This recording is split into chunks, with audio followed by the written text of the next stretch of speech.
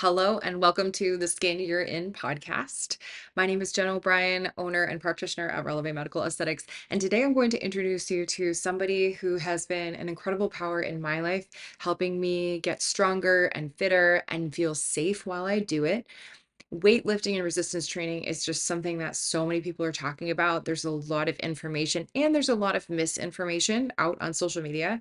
So, going to try to clear some of that up for you today, give you practical advice on how to get started or advance in your resistance training if that's something you're already doing at home. I'm passionate about helping women reconnect with their bodies, their confidence, and their self trust, especially after periods of feeling misled, invisible, and dismissed, especially from the medical community.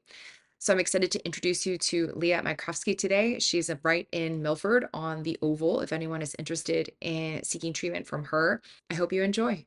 Welcome, Leah. Thank you so much for being here today. I'm very excited to introduce my people to you. You're an important person in my life. You're my virtual trainer right now who is helping me in weightlifting.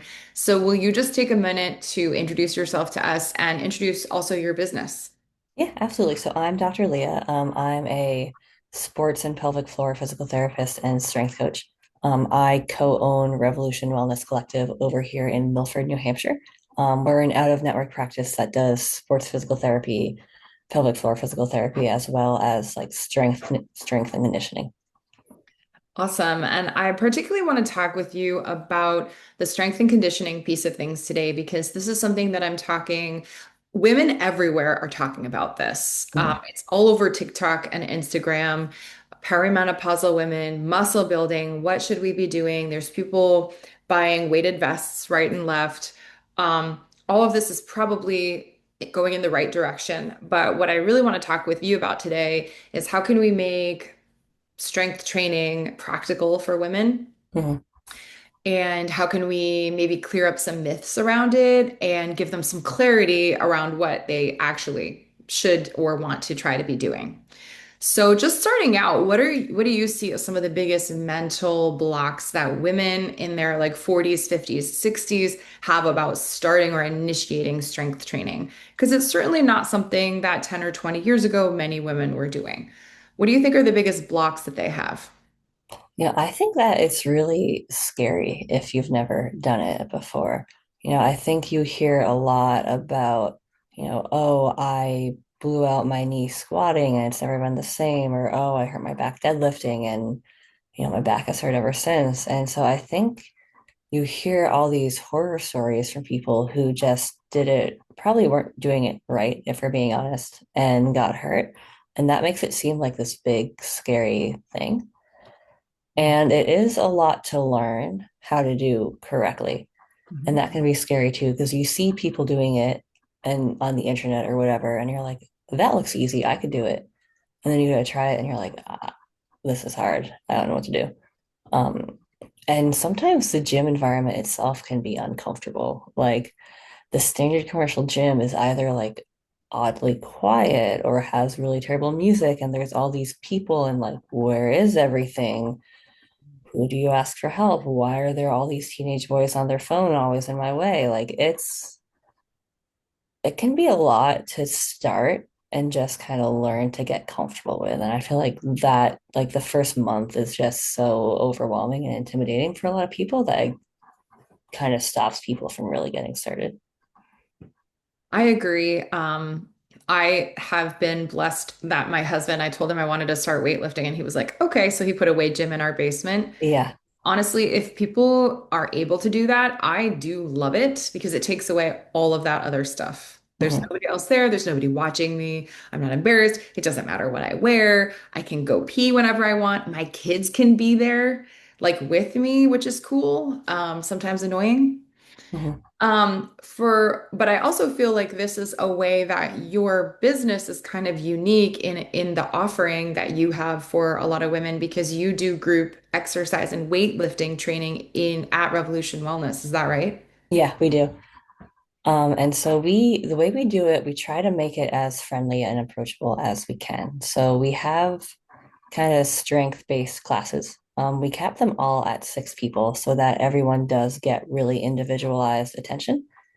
And we focus on the basics and meeting people where they're at. So if someone comes in and they've never worked out before, and say maybe the workout for the day is we're deadlifting, well, if they've never deadlifted, I'm probably not starting them on a barbell with all sorts of weight. I'm going to give them a workout that's going to help them master the basics first so that they can start safely deadlifting at their own pace.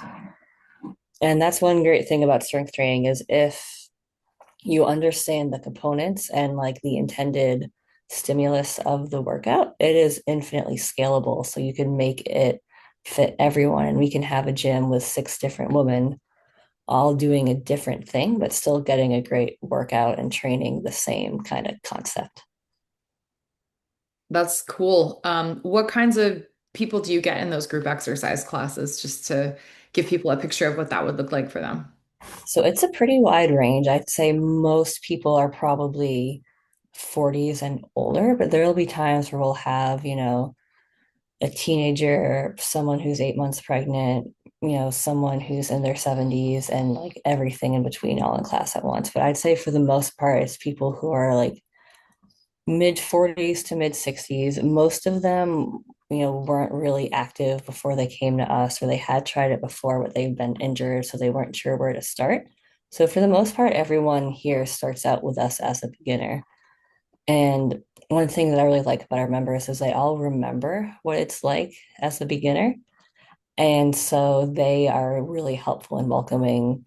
Actually, the other morning we had a someone drop in and they were a D1 athlete, but no one had seen them before, so they didn't recognize them. So they were like, "This is a bike, this is how you use it, this is a barbell." And she was like trying to be so polite, but it was early in the morning and she was like, "I know, it's okay." So everyone does really try to be like welcoming and friendly because I think they all remember what it was like to start. Yeah, it I've been in your space and it definitely feels really safe in contrast to like walking into the weight room at the YMCA, which Yeah, feels a little threatening, honestly. Not it because of the is. YMCA, but just the environment feels a little threatening. It is. Something that I have heard a lot in the past before I started weightlifting was I'm afraid I'm going to get bulky, or people saying to me, don't get so bulky that you look gross. What Yeah. is your comment on that worry or fear? Yeah, we get that a lot. And, particularly if you're a female, like you're not gonna get bulky by accident. That's like me not wanting to go to Home Depot because I'm gonna get afraid I'll become like a professional roof installer or something. Like you have to try really hard to get bulky. You have to train with the intention of getting big. You have to eat with the intention of getting big.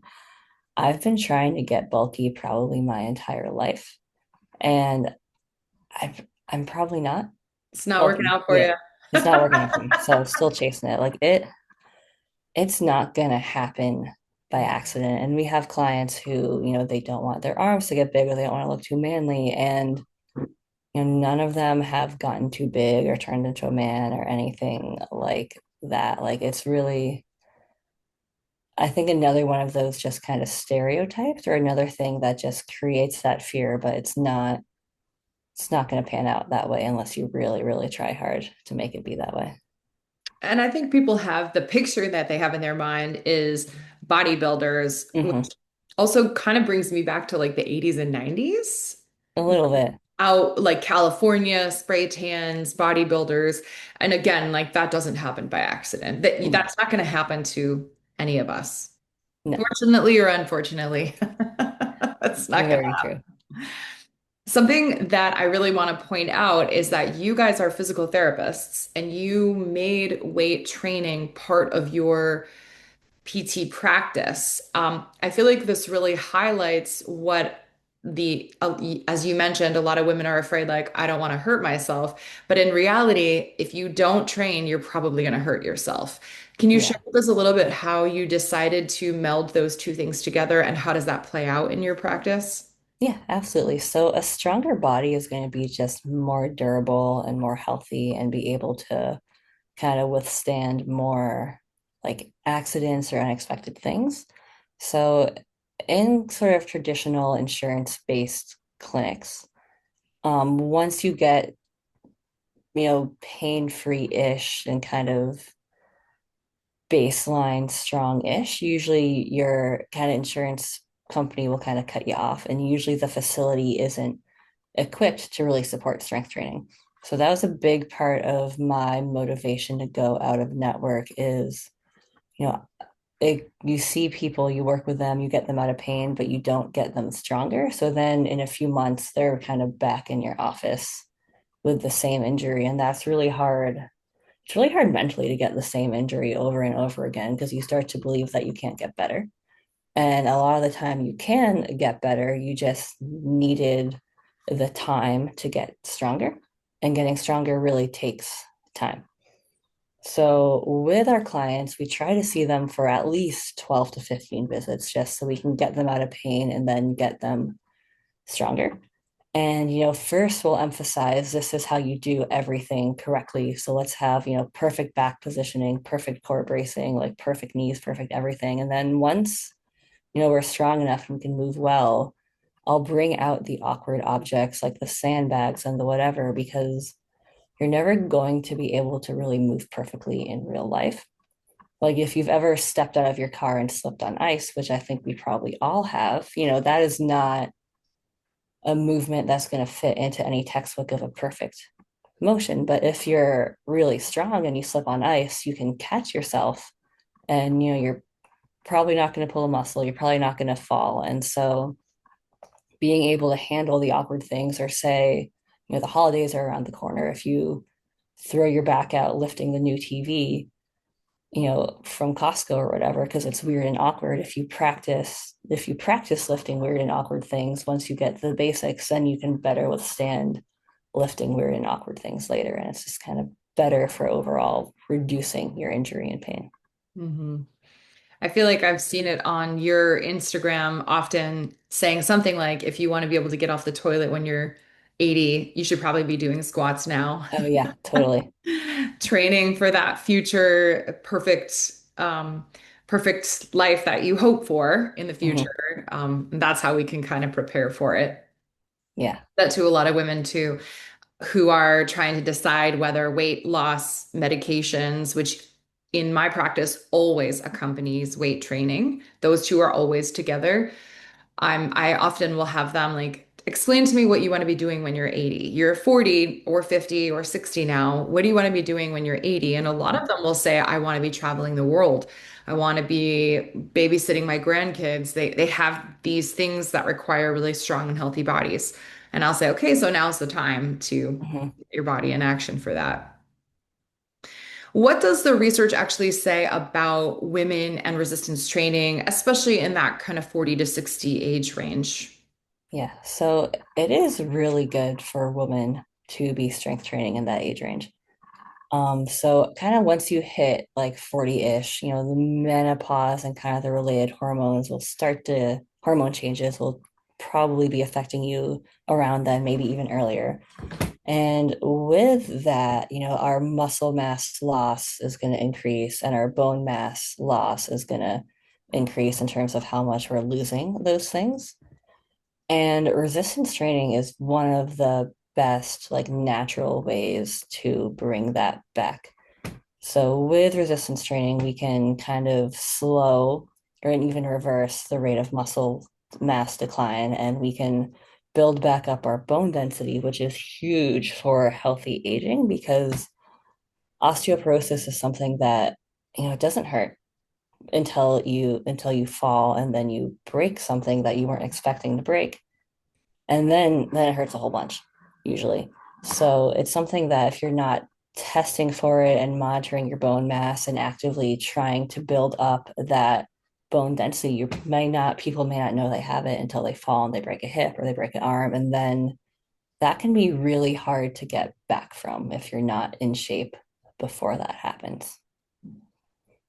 Yeah, research and data on after we often talk about hip fractures because they're Mhm. just really common, particularly in postmenopausal women.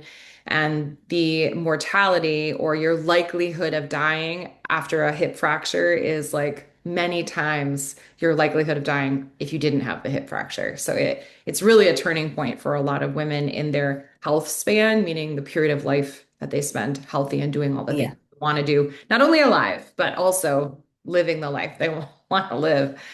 So we all pretty much agree we should be resistance training. We want to build some muscle mass. We want to certainly prevent it going away. We want Mhm. to increase bone density and prevent it going away. A lot of women don't really know what does that actually mean. I talked to many women who are using great tools like um, the bike. What's the bike? The Peloton. Peloton. Oh They yeah. have strength training apps on the, classes on the Peloton, which I love because it's so accessible. That's great. I'm like, awesome, do that. Mhm. But they're doing, 10 to 15 pound dumbbells and they're doing it the same all the time, 3 days a week or whatever, which is Mhm. great. That's a great first step. What should women really be thinking about in terms of stimulating muscle and bone growth? Yeah. So there's a few things we want to be thinking about. The first one is making sure you're doing the basic movement patterns. So kind of our general human movement follows different patterns. And those patterns can generally be classified as squatting, hinging, which would be like a deadlift for the lifters listening, pushing, pulling, and lunging. So if you're training something that fits within the category of those five movements, you're probably hitting, your major muscle groups that you'll need. And in terms of building bone mass and building muscle mass, we want to be training our large muscle groups. So we don't want to necessarily be doing like a bunch of bicep curls and some planks and calling it a day. I mean, those are fun. There's nothing wrong with them. We want to be trying to hit, multiple joints, multiple body parts, multiple muscle groups in a workout. And how the strength training improves our bone mass is when our muscle contracts, it pulls on that bone that it's attached to. And when it pulls on that bone harder than what our body is used to, that signals to our body, okay, we need to get stronger here.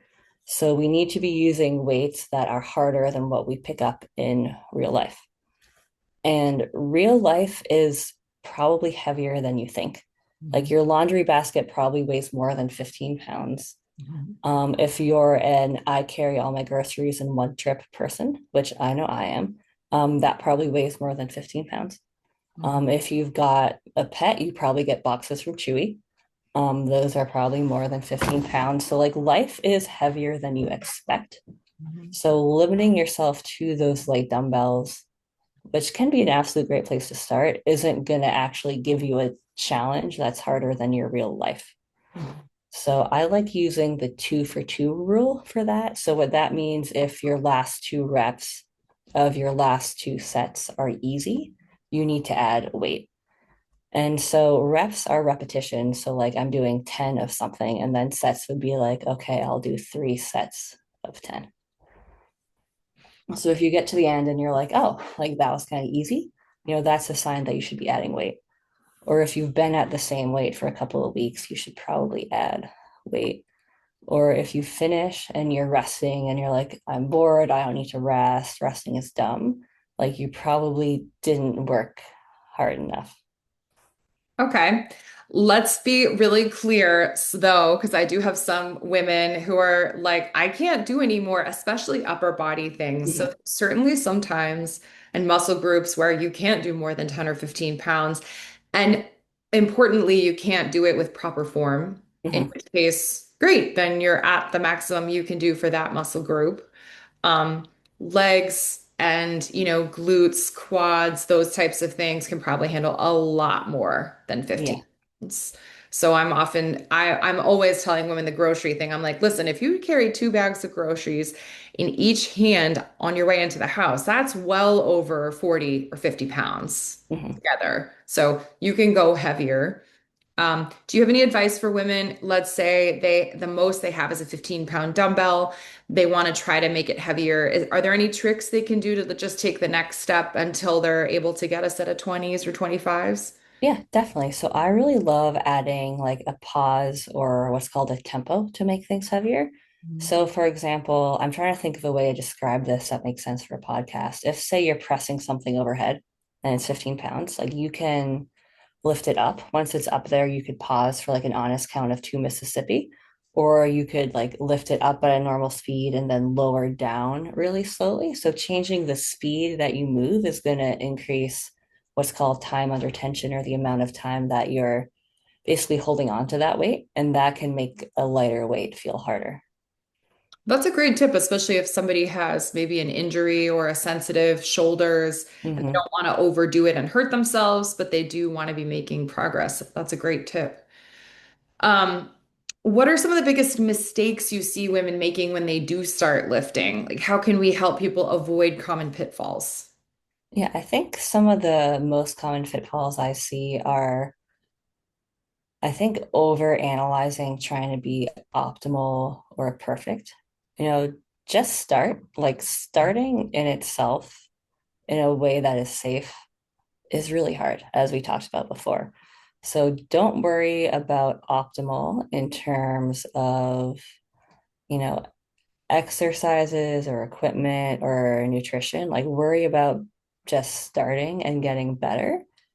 And, the optimal it will come, but don't like overanalyze and panic and not start at all.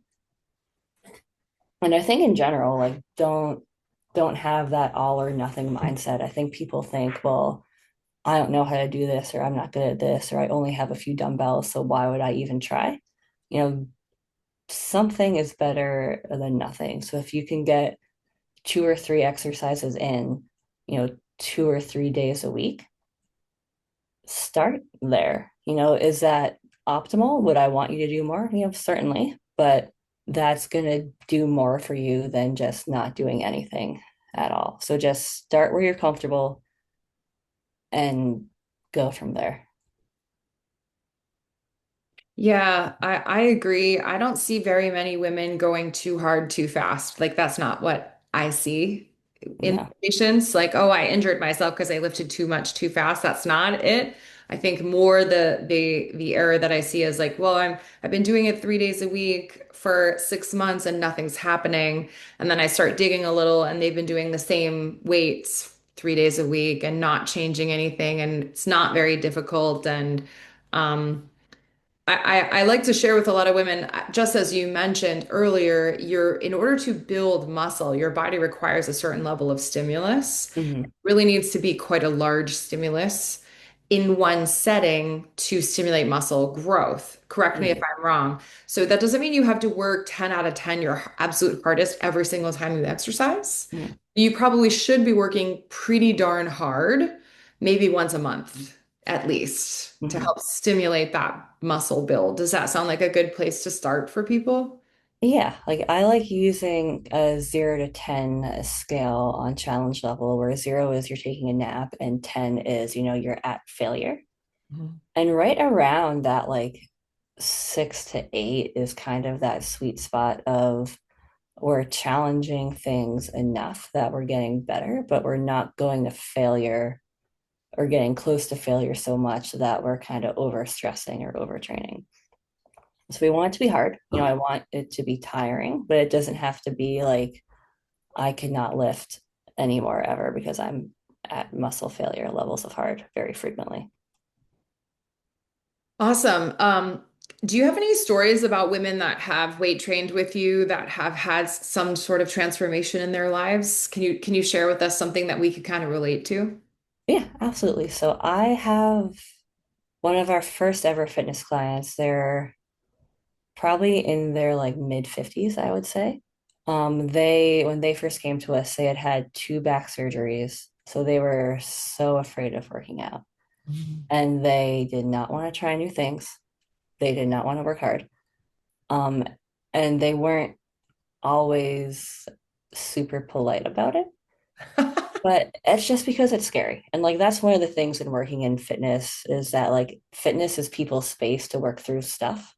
Mm. And they're not always nice about it, but you're helping them, so it's fine. And it just came from a place of being afraid and in pain. And so I didn't really push her at first. Like if she set a boundary, I was like, okay, we won't do that today, maybe next time. And eventually she got kind of comfortable within the little zone of things that she allowed herself to do. And she was seeing other people do more. And so she got curious and she'd be like, oh, well, maybe I'll try it. And if I don't like it, then I don't have to do it. Right. And I'd be like, that's right. Like, try it. If you don't like it, we'll try something else. Like we can kind of just dip our toes in a little bit. So I really tried to create a safe space where like I'm here for you. If you want to try, like I'll help you try.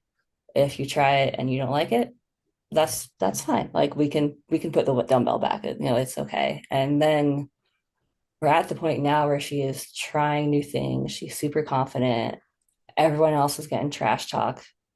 And she'll like want to make the workout harder because there will be things that she is good at that maybe other people aren't so good at. And like you could tell that she knows that now, and she'll be like, why aren't we doing more of these? So like she is really great at wall walks. It's a new skill that she picked up, which is really impressive for our listeners to be learning wall walks in your 50s. And now she's better at them than everyone else. So she's always like, why aren't we doing wall walks? We should do more wall walks. And like it She's was great spicy. to see her like come out of her shell, kind of lose the fear and just realize that she can try new things and listen to her body and it's okay. Mhm. You just said that she learned that she could listen to her body. Can you tell me Yeah. more, like, about what you saw that transformation? We use that phrase a lot, listen to your body. Before we started recording, I was telling you how I'm just so low energy today. I just wanted to lay in bed. And then I always have the question, like, do I listen to my body and lay in bed all day, or do I get up and work out and grit my teeth? Can you tell us what that looked like for her, learning to listen to her body? Yeah. I think learning to listen to our body is really hard for us because we're so used to like shoving it down, pretending to be okay that we don't know what our body is saying.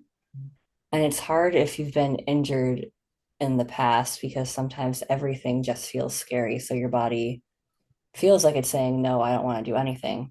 Mhm. So paying attention to just, how does this movement actually make me feel? Like, does this hurt because it hurts, or do I just expect it to hurt so I don't like it? And paying attention to patterns like, okay, on the days that I deadlift, my back is tired, but tired isn't the same as painful. Like, it's very nuanced. Our body feels a lot of different things. And I think what can be tricky is sometimes we're tired, but we do need to push through. And sometimes we're tired, but we do need to rest. And kind of knowing the difference is, I think, something that is just a learning process. Like listening to your body is a learning process. Like you're probably not going to wake up tomorrow and be like, I know everything my body speaks to me. I am the body whisperer. It takes a while of just checking in with yourself and being in tune with yourself and being patient with yourself and just kind of engaging in some bit of trial and error to kind of understand, what is my body saying and what does it mean? That's also a benefit I've seen of having a trainer, just somebody to Yeah. bounce things off of. I'll say to you, like, oh, like that was really hard on my back. And I've had that experience too, where I deadlift and everything's fine. And then all of a sudden later, I'm like, ooh, my back is like tired. I can feel it. It feels a little funny. It feels not quite right. And then I'll think, okay, I'll see how I feel tomorrow. And if it hurts tomorrow, I probably did too much or I didn't have great form. And every single time, the next day I'm totally fine. But I also have you to bounce things off of. Like, hey, that made my back really tired. I'm sending you videos so you're able to give me feedback on form. I do think having somebody to bounce things off of when you're on this journey is definitely helpful. Yeah. I would agree. I think having like a trainer or a coach can be really helpful because it's a lot in the beginning. Mhm. And I think, particularly with the back, like we're all trained to assume that we're not supposed to feel things in our back. But our back is muscles and bones the way the rest of us are, whatever. So if our legs are tired, you know, then the world doesn't end. Like our back can get tired too, and it's okay. But I think for things where either we've been hurt or we've been trained to think that it's like a fragile area, like our back, it's hard, it's easy to panic. And then I feel like the panic kind of sets off a spiral of I'm never doing that again. I'm never working out again. I don't know how to listen to my body when in reality it's like, oh, this feels tired. And it's hard, I think, like what is tired versus painful versus tight, like that can be hard to feel the difference at Yeah. first. Going back to this woman who had this kind of transformation, what are other ways that she's changed that you've noticed from going from that person that was like, I don't want to do this and I'm going to be pretty rude about it, to being the most enthusiastic member of the group, other than suddenly she can do, not suddenly, but over the time, she can do things physically that she couldn't do before. She's opened up to listening to her body a little bit. What else Mhm. do you see that has changed in her? She's probably one of the most welcoming to new people, I think, of probably anyone here. Like if someone new comes and they don't come back, she'll ask about them and see how they're doing. And I think because she had such a tough start, and now she's feeling like much more confident in herself. She feels like she's in a place to now try to help other people too, which has been a really great transformation to see. Yeah, that confidence that women get when they go, "Oh my gosh, I can do this." I never thought I would be able to do it. I've experienced it also, the amount of confidence that I get from doing something that I didn't know that I could do. And you start from zero and you go, I don't, people will ask you when you first start, how much can you squat? And I was like, I don't know. Yeah. How would I know how much I can squat? I've never Hmm. tried. So you just start and then you build. And every time you build, you go, oh my gosh, look at that. I could do that. That's amazing. Hmm. It's very, very, very confidence building and satisfying. And I've experienced that as well, where it bleeds into other areas of your life. If I could do that, I could probably do this other thing. Yeah. I'm pretty tough. I can do this. Yes, absolutely. That's awesome. I love to hear those stories. So let's say somebody is interested in booking in with you. Either they have an injury that they need PT for, and then they want to kind of dovetail that into weightlifting, or they just want to start weightlifting in a scenario where they feel safe. They feel like they've got a really highly educated person teaching them how to do it properly. It's welcoming. They're not feeling self-conscious. What is it like for somebody walking into Revolution Wellness day one? Yeah. So day one is really just talking, what are your goals?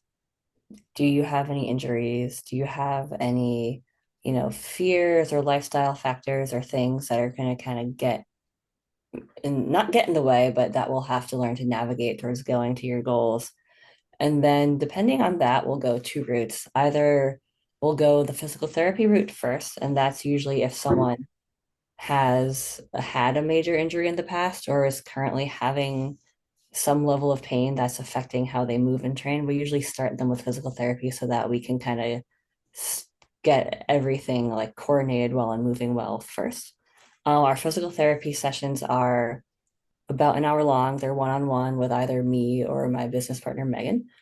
And they're super personalized in terms of kind of meeting you where you're at and understanding, why do things hurt, what is contributing to that, and kind of empowering that person to get stronger and be more confident and feel better. Once we're done with that, we've got a few different options with group fitness. We've got our small group fitness classes, which are in the morning and the evening. And as a physical therapy client, you can go to as many of those classes as you want because we get that doing your physical therapy exercises is probably boring and you're probably not doing them if we're being honest. So come to class, we'll see you move, we'll make sure you're kind of doing those basic movement patterns well. And even if you don't do a single physical therapy exercise, if you come to class, that will typically help you have a better outcome with therapy, which is really fun to watch.